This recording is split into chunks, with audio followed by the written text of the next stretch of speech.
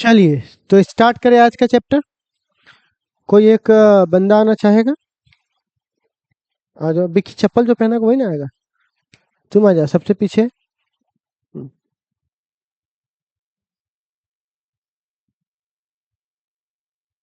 हम्म। तुमको चप्पल इसलिए खुलवाए थे। देखो बउआ, अब देखो इसको कैच करना नीचे, ठीक है ना? तुम इस पे ध्यान देना। कैच हो जाएगा ना तुमसे? दोनों हाथ का इस्तेमाल कर सकते हो चाहे तो। और तो अच्छा, ये हम जितनी बार भी छोड़ रहे हैं, ये नीचे क्यों गिर रहा है? किसके कारण? ग्रेविटी के कारण। अगर ग्रेविटी हो तो नीचे गिरता ये। तो एक सवाल मेरा आपसे ये है कि अगर ये ग्रेविटी के कारण नीचे गिर रहा है, चलिए अब आप जाइए, आपकी कहानी खत्म हो गई, मैं यहीं पे दिखा देता हूँ। अगर मैं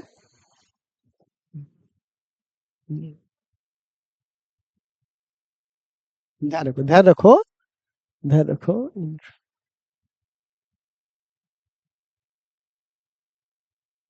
अब जो ये जो सेब गिरा है, ठीक है ना? तो एक सवाल मेरा आपसे ये है, ठीक है ना?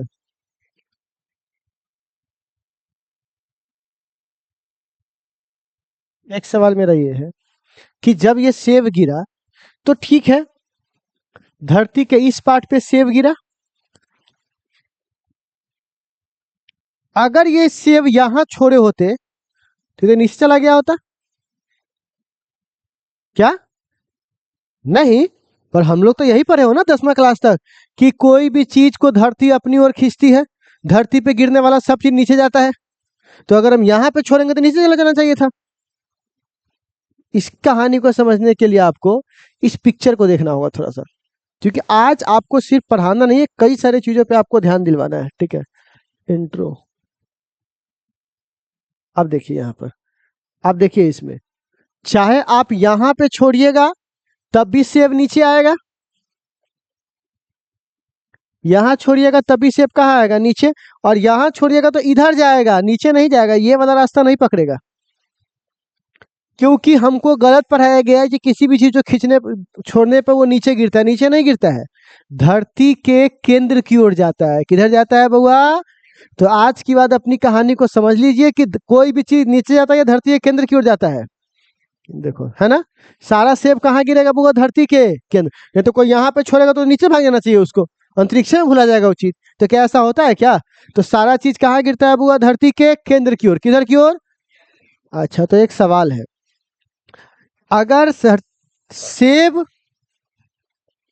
सेब जो है को सॉरी, कहाँ चला गया?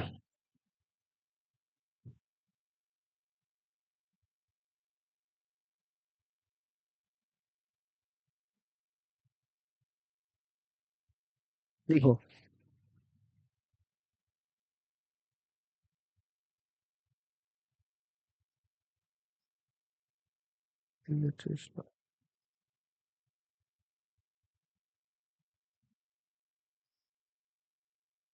देखो जो, अब एक सवाल मेरा आपके सामने ये है, ठीक है ना, कि धरती सेब को जितना से खींच रही होगी ना, कुछ किसी चीज से, किसी बल से खींच रही होगी। क्या सेब भी धरती को बल से अपनी खींच रही है अपनी ओर? हाँ। जितना से धरती सेब को खींच रहा है, सेब भी धरती को उतना ही से खींचेगा, न्यूटन के तृतीय गति के नियम के अनुसार, वरना नियम में फेल हो जाएगा। तो फिर धरती, जब सेब धरती को खींचा जाता है तो धरती क्यों नहीं खींचाता है? देखो, एक फॉर्मूला F बराबर m है, तो A बराबर क्या फॉर्मूला होगा? F बट्टे m। तो मास ज्यादा होगा तो एक्सीलरेशन क्या होगा? कम। तो खिंचाता है, लेकिन आपको पता नहीं चला, बहुत कम। आप सपोज करो, ऐसे पता चलो कि एक बहुत बड़ा जहाज है और तुम पानी के अंदर केला के थम पर बैठे हो। किस पे बैठ गए हो? और तुम रस्सी से उस जहाज को अपनी ओर खींचो, तो जहाज तो नहीं खिंचाएगा, लेकिन तुम जाकर कहाँ टकरा जाओगे? जहाज में। क्योंकि जहाज का मास क्या है? बहुत ज्यादा, इसलिए तुम उसकी तरफ खिंचा नहीं पाए। ट्रक को रस्सी बांध के खींचेंगे तो ट्रक तो हल्का सा नहीं डोलेगा, लेकिन हम साइकिल लेके कहाँ चल जाएंगे? ट्रक के अंदर। क्योंकि ट्रक का मास क्या है बउआ? ज्यादा। तो जिसका मास ज्यादा होता है उसमें गति क्या होता है? कम होता है। तो आप बताइए, पहला बात, किसी भी चीज को धरती नीचे खींचती है या अपनी ओर खींचती है? अपनी ओर खींचती है। किधर खींचती है बुआ? अपनी ओर। अच्छा, खींचती है तो केवल सेब को ही धरती खींच रहा है? धरती भी सेब को खींच रहा है? धरती भी सेब को खींच रहा है, सेब भी धरती को खींच रहा है, दोनों एक दूसरे को खींच रहा है, ठीक है बच्चे लोग? अब सवाल है, इस पूरे चैप्टर की इस पूरे चैप्टर में जान है कि भैया इस चैप्टर का इंट्रोडक्शन क्या है, हम कैसे इस चैप्टर को पढ़े, कैसे हम माने कि इस चैप्टर में हमको इतना कुछ पढ़ना है, ठीक है ना। तो ये सारी कहानी के लिए आपको थोड़ा सा एक वीडियोस देखना होगा, जिस वीडियो के अंदर आज हम सिर्फ भूमिका तैयार करेंगे कि आज हमको क्या क्या पढ़ना है, कैसे कैसे पढ़ना है, चैप्टर का शुरुआत और अंत क्या होना चाहिए। उसके बाद हम लोग उस भूमिका के तहत आगे बढ़ करके चैप्टर के और पार्ट्स को समझेंगे। तो देखिएगा, सबसे पहले देखिए,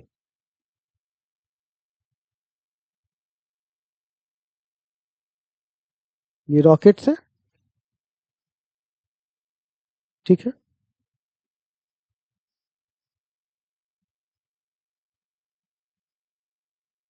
देखिए, अब यहाँ से आग लगेगा इस तीनों में, जो अथी रखा हुआ है, तेल रखा हुआ है उसमें, ठीक है।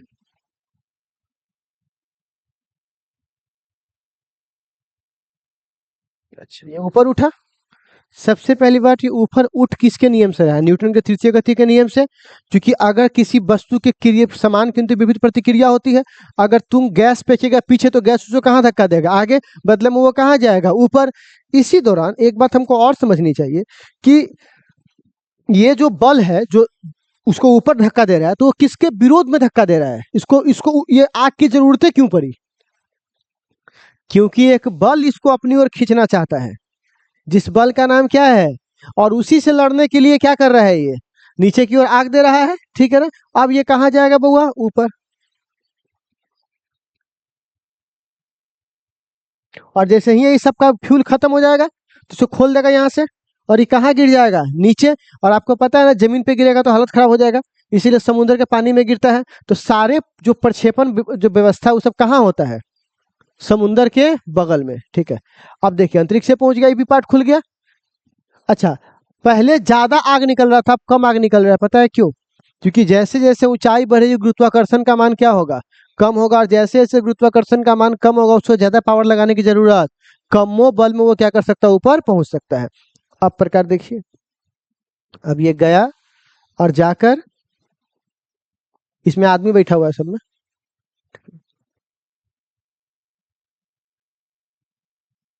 अब देखिए, सोलर पैनल है, ठीक है।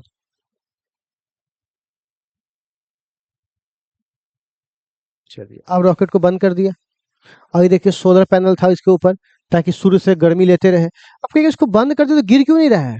नहीं, देखो, एक नहीं नहीं ग्रेविटी है, ऐसा अगला मत कीजिए। हर पृथ्वी की एक कक्षा होती है।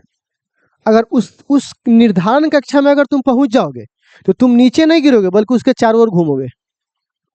जैसे हर इलेक्ट्रॉन की कक्षा होती है, वो अपनी कक्षा में घूमता है। बात समझ में आ रहा है? वैसे ही हर पृथ्वी की अपनी एक क्या होती है? कक्षा होती है। अगर एक बार वो इस पेन को अभी ऐसे फेंक रहे हैं तो नीचे आ रहा है, लेकिन अगर इतना कस के फेंका जाए कि ये जाके यहाँ पे अगर आ गया, तो अब ये नीचे नहीं आएगा, बल्कि इसके क्या होगा? चारों ओर ऐसे गोल गोल घूमेगा, ठीक है ना। तो इसको यहाँ पर छोड़ दिया गया, ठीक।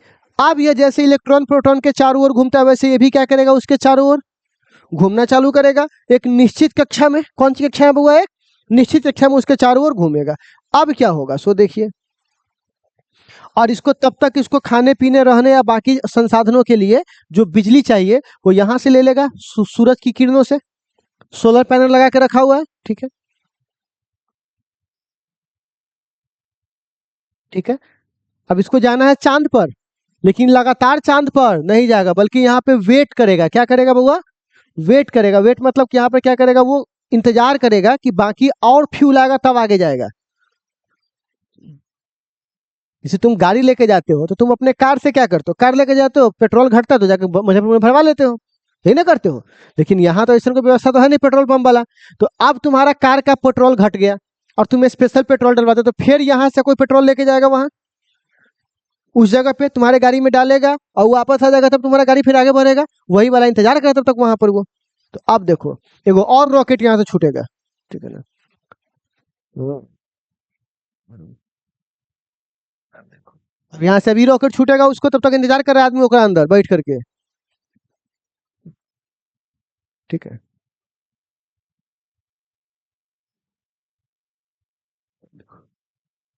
हम्म,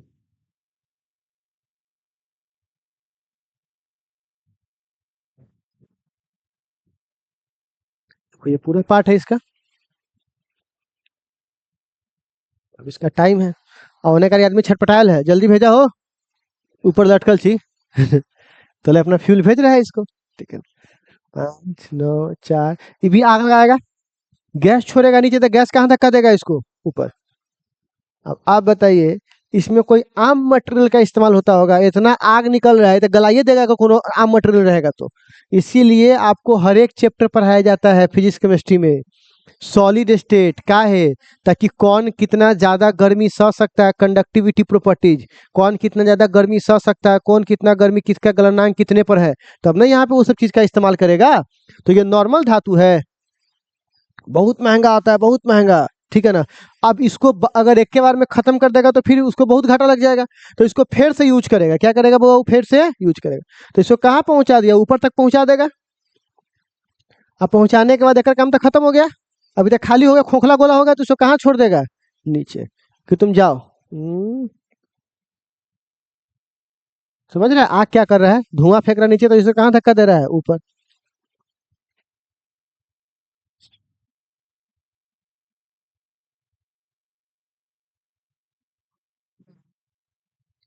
छोड़ दिया गया। अभी कहाँ गिर जाएगा बुआ? समुंदर में।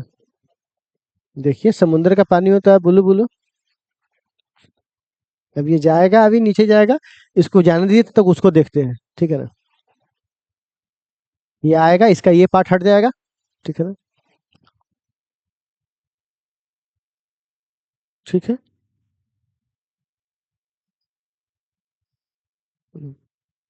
अब ये आया।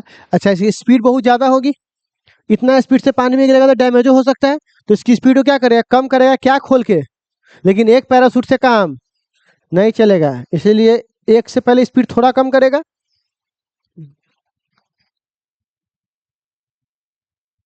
सब वहां पे आदमी ना बैठा था कंप्यूटर पे सब काम करने के लिए, फिर तीनों खुला। ठीक है। इसकी स्पीड को आप बहुत कम कर देगा। अब तीन तरफ से इसको बल लगा रहा है रोकने के लिए। अब धीरे से जाकर कहाँ गिरेगा? ये समुंदर में। ठीक है। तो खाली गोला है ना, कैसे डूबेगा वो? तो छतराएगा। अब फिर तब तक समुंदर में आएगा, आदमी अपना लेके चल जाएगा, फिर भर के फिर एक फेंकेगा। अगर ये काम है। ठीक है। ये हो गया। अब ओकरा पे चलो, मेन चीज पे चलो। अभी आ रहा है तौले, और आ करके जाकर जो रुका होगा, उससे जाकर वो क्या हो जाएगा? अटैच हो जाएगा। अब फिर ये देखो, ये जब अंतरिक्ष में वापस आएगा खोखला गोला, तो इसमें आग कैसे लग गया? इसके लिए एक उदाहरण समझिए। उदाहरण ही तो सब कुछ चीज है। अब अपने हाथ को रगड़िए, तो ऐसे हाथ गर्म हुआ कि नहीं हुआ? तो किसी भी चीज में घर्षण होता है तो वो गर्मी उत्पन्न करता है। क्या उत्पन्न करता है? तो हमारे वातावरण में, वायुमंडल में ऑक्सीजन नाइट्रोजन गैस के मॉलिक्यूल्स है कि नहीं है? तो जब उससे जब ये सॉलिड बॉडी एकदम रगड़ाएगा तो गर्मी उत्पन्न होगा, और कितना गर्मी होगा सब देख सकते हो। कल्पना चावला ऐसे ही ना मर गई, आ रही थी आ रही थी आ रही थी, इतने आग लगा, और अंदर एगो छेद रह गया, सीधे अंदर आग घुसा, सीधे क्या हो गया? फाड़ दिया ब्लास्ट। 1 सेकंड के 10वें हिस्से में कल्पना चावला क्या हो गई? साफ हो गई।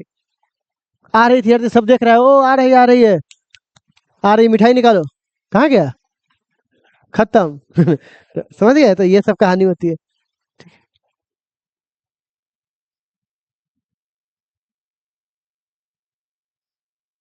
आप देखो, ये जाके जुड़ गया। ठीक है।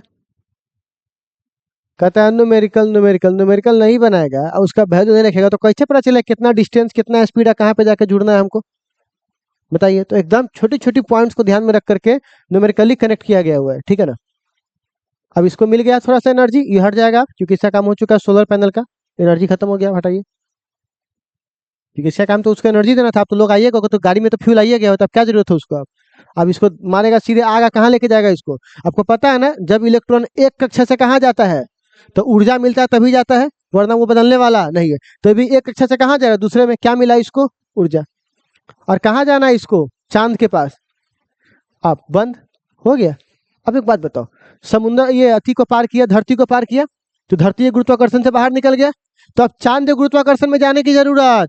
चांद उसको अपने आप क्या करेगा? उसको अपनी ओर खींच लेगा गुरुत्वाकर्षण से। खींचेगा कि नहीं खींचेगा? तो अब इसको लगता है कि इंजन की जरूरत है? चांद क्या करेगा? उसको अपने आप अपनी ओर खींच लेगा।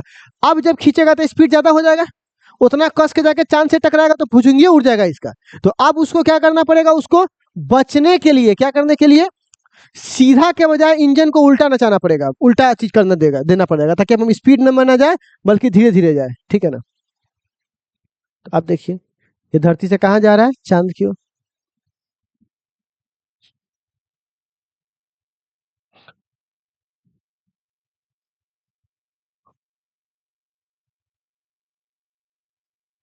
आप देखो उल्टा इंजन दे रहा है ना धुआं, ताकि उसकी स्पीड क्या हो, धीरे धीरे कम हो जाए, क्योंकि अंदर आदमी ना बैठा हुआ है। ई पार्ट को छोड़ दिया यहीं पर कि तू रह, हम फिर आबू ना तो हमें लेके चलिए, तू वापस ना आवे कही एकरा।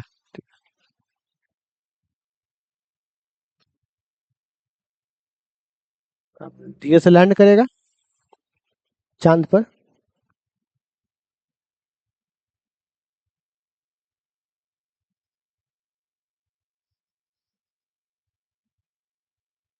आदमी सब उतर गया चांद पर, ये धरती है। अब जो इसको खोद खाद जो चीज निकालना उकालना होगा, जैसे मटेरियल उटेरियल चेक करना होगा, आदमी तो है नहीं वहां पे कोई बोलने सुनने वाला, ठीक है ना। तो वहां पे अपना लेगा अपना सामान सब, ठीक है ना। और यहाँ से अपना फिर वापस धरती पे जाएगा। अच्छा एक बात बताओ तो, अब एक बात बताओ तो, कि जब धरती से आ रहा था तो इतना बड़का बड़का हमको मशीन ला के ऊपर भेजना पड़ रहा था, चांद से आने के लिए तनका चुके चिंगारी फेंका ऊपर उड़ गया, क्योंकि धरती या गुरुत्वाकर्षण मजबूत था, और चांद या गुरुत्वाकर्षण, तो इसको लड़ना कम पड़ेगा, इसलिए तनको से कर काम चल जाएगा, ठीक है।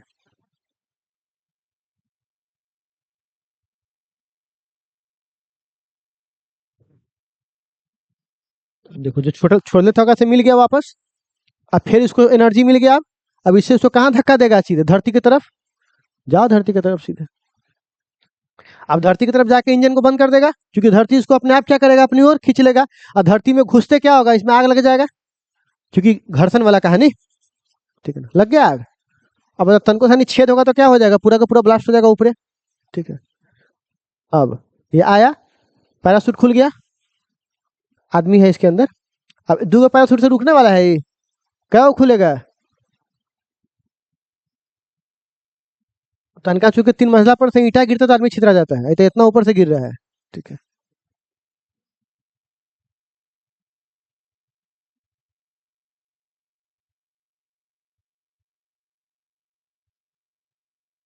कहाँ गिरेगा, पानी में। और फिर पानी में यहाँ पर एक नाव होगा, वो आएगा इस सबको वापस लेकर के चल जाएगा, ठीक है। तो इस पूरी कहानी को समझे क्या हो रहा है। तो अब इस पूरी कहानी से आपको समझ में आ गया कि साइंस का हर एक चैप्टर, चाहे थर्मोडायनेमिक्स हो, चाहे मटेरियलिस्टिक हो, चाहे कुछ भी हो, सब इंपॉर्टेंट है, ठीक है ना। तभी जाकर के आप चीजों को क्या कर सकते हो, प्राप्त कर सकते हो। तो गुरुत्वाकर्षण की आई थिंक अब हमारा स्टूडेंट इतना बकलोल नहीं होगा कि कहीं पे साइंस की बात चलेगा, स्पेस स्पेस की बात चलेगा तो बकलोल की तरह बैठल रहेगा। वो भी जवाब देगा कि ऐसे ऐसे प्रक्रिया होता है, हम लोग इस सब चीज को जानते हैं, ठीक है ना। इसका मतलब ये नहीं कि रात में रॉकेट बन के उड़ जाइए, पता चलिएगा ना जाए हम घूम के वही चांद पर, ऐसा नहीं होगा, नीचे गिर जाओगे, ठीक है। तो खैर, अब सवाल है कि अब इस चैप्टर का नाम क्या है। तो अब हम लोग इस चैप्टर की ओर चलते हैं। तो इस चैप्टर का नाम है गुरुत्वाकर्षण। तो चैप्टर नंबर 8वां का नाम क्या है बुआ। तो अब आप लोग हेडिंग दो, खाली टॉपिक लिखवाने का नाम नहीं है फिजिक्स।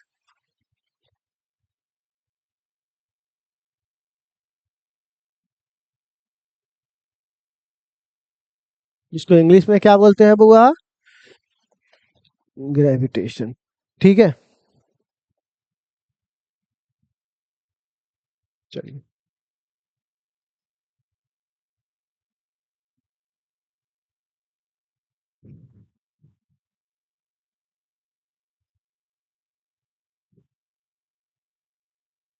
सीतामढ़ी के लेके तो देखते हैं ना, बायोलॉजी में कोई प्रैक्टिकल देख रहा है ना, केमिस्ट्री में कुछ देख रहा है ना, फिजिक्स में, खाली सब क्या बोल रहा है, परिभाषा लिख लिख के भाग रहा है सब, ठीक है ना। जब तक आप नहीं देखिएगा समझिएगा, बताइए तो। मैथ में क्या ही देखिएगा, मैथ में तो।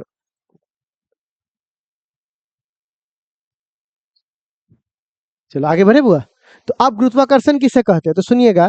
दो द्रव्यमानों के बीच लगने वाले बल को आकर्षण बल, अच्छा बल आकर्षण होगा कि बल प्रतिकर्षण होगा।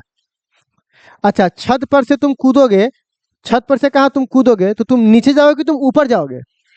पहले देखो जाओगे तो ऊपर है, लेकिन पहले कहाँ होगे, नीचे। गुरुत्वाकर्षण कहाँ खींचेगा आपको, नीचे। फिर तुम कहाँ चले जाओगे, ऊपर। लेकिन सबसे पहले कहाँ होगे, नीचे। तो दो द्रव्यमानों के बीच में कभी ऐसा हुआ है कि प्रतिकर्षण का बल लग गया हो। अच्छा आदमी था, कूदा तो ऊपर भाग गया, ठीक है ना। ऐसा होगा क्या, नहीं होगा। तो लिखिएगा, दो द्रव्यमानों के बीच लगने वाले दो द्रव्यमानों के बीच लगने वाले आकर्षण बल को दो द्रव्यमानों के बीच लगने वाले आकर्षण बल को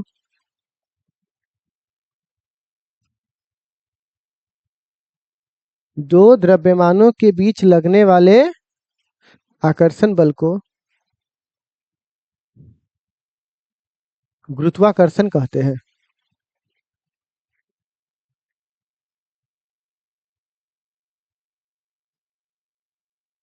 क्या कहते हैं बुआ? गुरुत्वाकर्षण कहते हैं।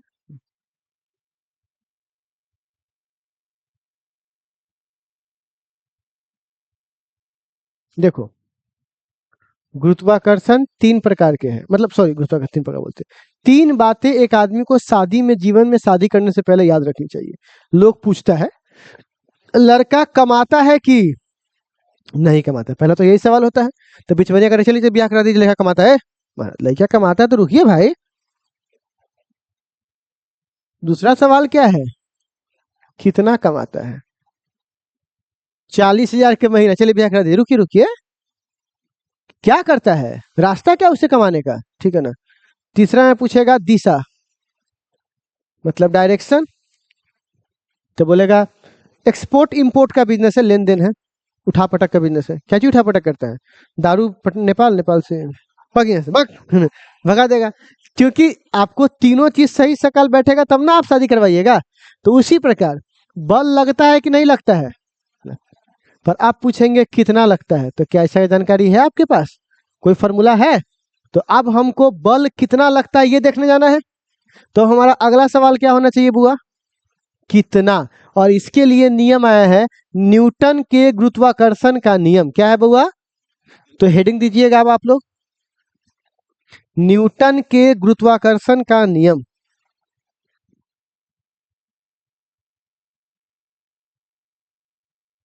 न्यूटन के गुरुत्वाकर्षण का नियम।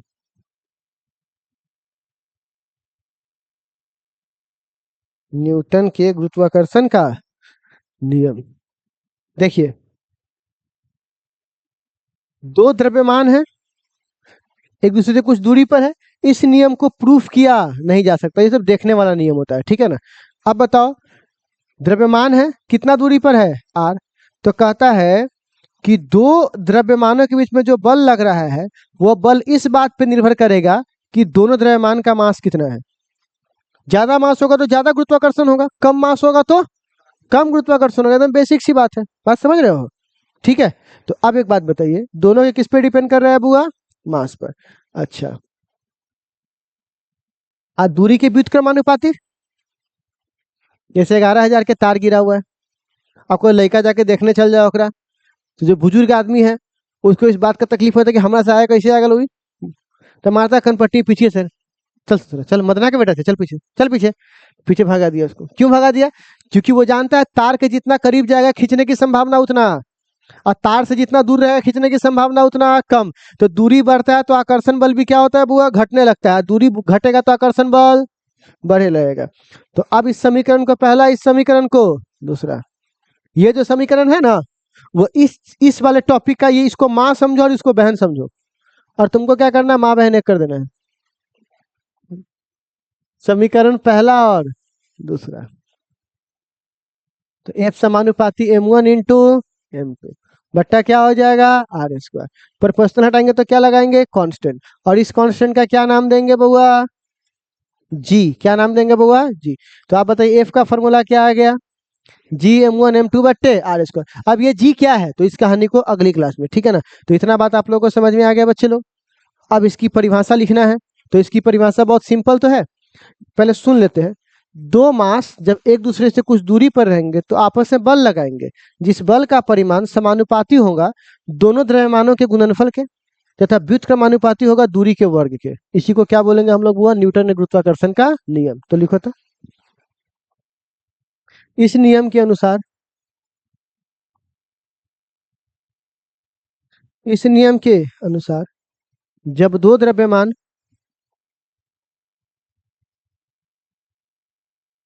जब दो द्रव्यमान एक दूसरे से कुछ दूरी पर रहते हैं, कुछ दूरी पर रहते हैं, तब तब उसके बीच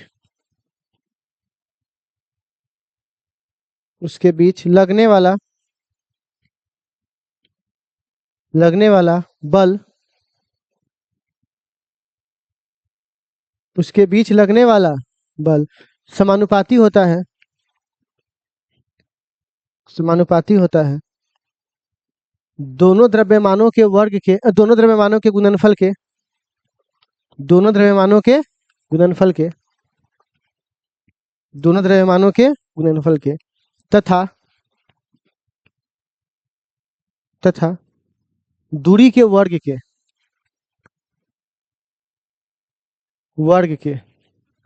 तथा दूरी के क्या हुआ, वर्ग के, दूरी के वर्ग के, दूरी के वर्ग के, ठीक है ना। चलो इसको उतार लो तो। अब अगली मुलाकात कब होगी? कल।